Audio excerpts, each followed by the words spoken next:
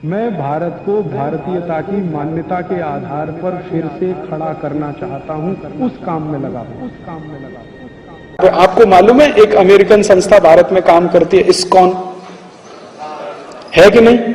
मैं कोई हवा में बात नहीं कर रहा हूं। इस्कॉन नाम की एक अमेरिकन संस्था भारत में काम करती है। उसने कृष्ण भगवान के मंदिर खोले हुए हैं और वो मंदिर उनके कमाई के सबसे बड़े सोर्स हैं, क्योंकि इन मंदिरों पर इनकम टैक्स भी नहीं है और सारा का सारा प्रॉफिट इन मंदिरों के माध्यम से अमेरिका ट्रांसफर होता है। आपको मालूम है, इस्कॉन मंदिर में, बेंगलोर का इस्कॉन मंदिर इतना प्रॉफिट अमेरिका भेजता है जितना अमेरिका का कॉलगेट कंपनी नहीं भेज पाता एक साल में। अमेरिकन कॉलगेट कंपनी भारत में जितना कॉलगेट बिक्री करके नेट प्रॉफिट अमेरिका भेजता है, उससे 3 गुना ज्यादा अकेले बेंगलोर का इस्कॉन मंदिर भारत का पैसा अमेरिका ट्रांसफर कर देता है। और बेंगलोर से भी बड़ा इस्कॉन मंदिर दिल्ली में है, और उससे भी बड़ा इस्कॉन मंदिर मुंबई में है, और उससे भी बड़ा इस्कॉन मंदिर मथुरा में हो गया है, भगवान कृष्ण की छाती पर, वहीं पे, और धुआंधार चढ़ावा आता है उसमें। और वो चढ़ावा करने वाले हम हैं, हमारे ही भाई बहन हैं जो उस इस्कॉन मंदिर में मेंबर है, और उनको वहां भक्ति समझ में आती है। उनको राम हरे कृष्ण हरे बोलना भी नहीं आता। हमारे भारतवासियों को वहां बहुत भक्ति दिखाई देती। देखो कितने भक्त हैं, यूरोप से आए हैं, गोरी चमड़ी वाले हैं, एसी में रहते हैं, देखो फिर भी राम का नाम ले रहे हैं, कृष्ण का नाम ले रहे हैं। हम तो सरल हृदय के, तरल हृदय के, कभी भी पिघल जाएं, किसी को भी अपना मान लें, तो हम तो चालू हो गए। हमने इनको मंदिर भी बना के दे दिया, उनको चढ़ावा भी दे रहे हैं। अभी तो ये इस्कॉन मंदिर रिस्ट्रिक्टेड है, नेक्स्ट ईयर से ये ओपन हो जाएगा पूरा मार्केट। इसमें अमेरिकन और यूरोपियंस घुस गए तो क्या करेंगे? लाखों करोड़ों रुपए ले जाएंगे आपके देश, कुछ नहीं कर सकते। और इनकम टैक्स भी फ्री है टोटल, वहां पे टैक्स भी नहीं देना है उनको। तो सर्विसेज का सेक्टर इतना बड़ा है, इतना वास्ट है, जिसमें कोई भी अमेरिकन यूरोपियन घुस सकता है, कुछ भी करके यहां से पैसा कमा के ले जा सकता है। जब वो आना शुरू होंगे, तकलीफ कर देंगे इस देश को। मुझे तो कभी कभी डर लगता है, ये यूरोपियन और अमेरिकन को हिंदुस्तान की बहुत सारी कमजोरियां मालूम है। आप कल्पना करो कि अमरीकियों ने हिंदुस्तान में आके मंदिर खोल दिए कुछ, क्योंकि उनको मालूम है बहुत चढ़ावा आता है भारत। मुझे सबसे बड़ा डर इस सेक्टर पे लग रहा है, क्योंकि सर्विसेज में ये भी आते हैं, मंदिर भी सब सर्विसेज में आते हैं। तो अभी तो उन्होंने चर्च खोले हुए हैं, तो चर्च में कुछ लोग जाते हैं, कुछ नहीं जाते हैं। अगर मान लीजिए उन्होंने हनुमान जी का एक मंदिर बना दिया और किसी अमेरिकन कंपनी ने उसको बना दिया, तो भारतवासी कहेंगे देखो कितने राम भक्त हैं, ये हनुमान जी का मंदिर बना दिया, चलो। तो भारत वाले सब जा जाके अपनी कमाई भी उसमें डालेंगे, वो पैसा सीधे अमेरिका जाएगा, क्योंकि उनको मालूम है भारत में सबसे आसान है, एक हनुमान जी का मंदिर बना दो, संतोषी माता का एक मंदिर बना दो, दुर्गा माता का एक मंदिर बना दो, जितना चाहो उतना चढ़ावा ले लो, गरीब से गरीब गांव में ले लो। जो गांव भुखमरी का शिकार है वो भी मंदिर में 10-20 लाख रुपए दान कर देता है। अगर वो इस सेक्टर में घुड़े और यहां उन्होंने एक्सप्लॉइट करना शुरू किया, तो आप सोचिए फिर झगड़ा होगा। हमारे जैसे आदमी जाएंगे, कहेंगे भैया स्वदेशी मंदिर में जाओ, और उन्होंने विदेशी मंदिरों की लाइन खड़ी कर दी। और ये कोई मैं गलत नहीं कह रहा हूं, ये ठोस आधार। इसी तरह से और कल्पना करिए, विदेशी बैंक आ रहे हैं, विदेशी बैंक आ रहे हैं, उन्होंने शाखाएं खोलना शुरू किया। मैं आपको एक ही विदेशी बैंक का उदाहरण देता हूं, उसका नाम है HDFC। 1992-93 में ये बैंक जब भारत आया था तो इसकी एक शाखा खुली थी, सिर्फ एक ब्रांच थी, और उसमें डिपॉजिट 0 था। एक ब्रांच थी, डिपॉजिट उसमें 0 था। HDFC भारत आया था तब। आज HDFC को भारत में व्यापार करते हुए 10 साल हो गया है। HDFC की 10 साल में 243 ब्रांच भारत में खुल चुकी हैं और उनके पास 70,000 करोड़ का डिपॉजिट है।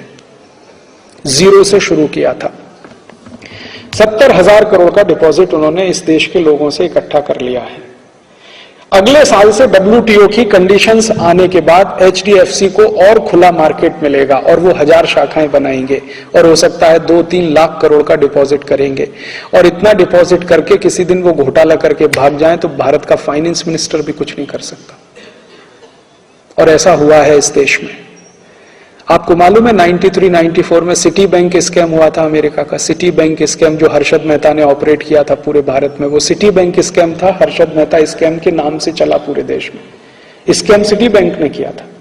हर्षद मेहता तो सिटी बैंक का पपेट था, मोहरा था। सिटी बैंक उसको चलाता था, हर्षद मेहता वही चलता था। सिटी बैंक ने भारत में आके हर्षद मेहता को खड़ा किया और हर्षद मेहता को पैसा देना शुरू किया और उस पैसे से उससे कहा कि शेयर खरीदो, हमको दो। तो हर्षद मेहता अपने नाम से शेयर खरीदता था, सिटी बैंक को ट्रांसफर करता था, पैसा सिटी बैंक देता था।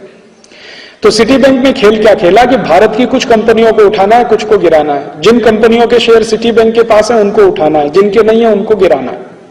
ये खेल में वो लग गए। हर्षद मेहता उनको कठपुतली की तरह से मिल गया, उसने खेल खेला और उस खेल में हिंदुस्तान का हजारों करोड़ रुपए, कम से कम 76,000 करोड़ रुपए डूब गया इस देश का।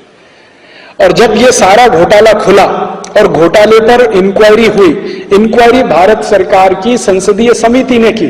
संसदीय समिति ने कहा कि हर्षद मेहता घोटाले का जिम्मेदार नहीं है, सिटी बैंक जिम्मेदार है। तो भारत के एक्स फाइनेंस मिनिस्टर और वर्तमान prime minister doctor Manmohan Singh ने कहा कि हमें मालूम है सिटी बैंक जिम्मेदार है, लेकिन हम उसके खिलाफ कार्रवाई नहीं कर सकते क्योंकि अमेरिका से हमें इन्वेस्टमेंट चाहिए। और मनमोहन सिंह ऐसे फाइनेंस मिनिस्टर और आज भारत के प्राइम मिनिस्टर के रूप में भी सिटी बैंक के खिलाफ कुछ करने की स्थिति में नहीं है, क्योंकि उनको इन्वेस्टमेंट चाहिए वहां से। अमेरिका नाराज हो जाएगा। और इसी अमेरिका ने भारत के स्टेट बैंक ऑफ इंडिया के खिलाफ इतनी सख्त कार्यवाही की अमेरिका में कि उनकी हालत खराब हो गए, लेने के देने पड़ गए।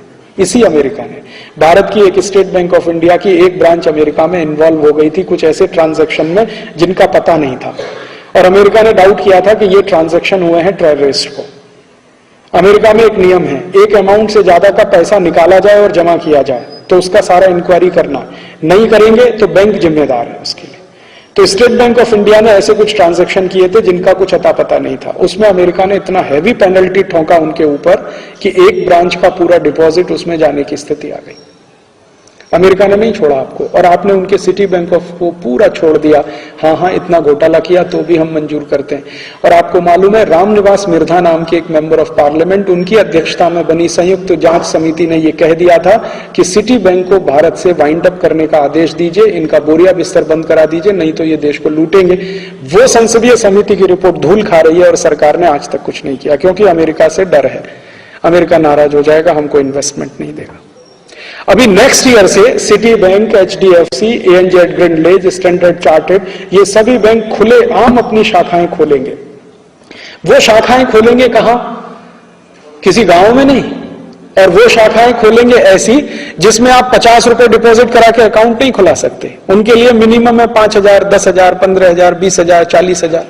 आपकी भारत की जो स्टेट बैंक है या भारत की जो बैंक है वो तो गांव में भी जाके शाखा खोलती है, क्योंकि उसको सर्विस देनी है, बिजनेस नहीं करना है, सर्विस देनी। इनको बिजनेस करना है, तो वो बड़े बड़े शहरों में शाखाएं खोलेंगे। बंबई है, कलकत्ता है, मद्रास है, हैदराबाद है, कोयम्बतूर है, चेन्नई है, वगैरह वगैरह। और उनमें जो क्रीमी लेयर है भारत का, जिनके पास थोड़ा पैसा, उनके डिपॉजिट रख के उस पर काम करेंगे। और वो डिपॉजिट को कहां इन्वेस्ट करेंगे वो आप भी नहीं रोक सकते और तय भी नहीं कर सकते।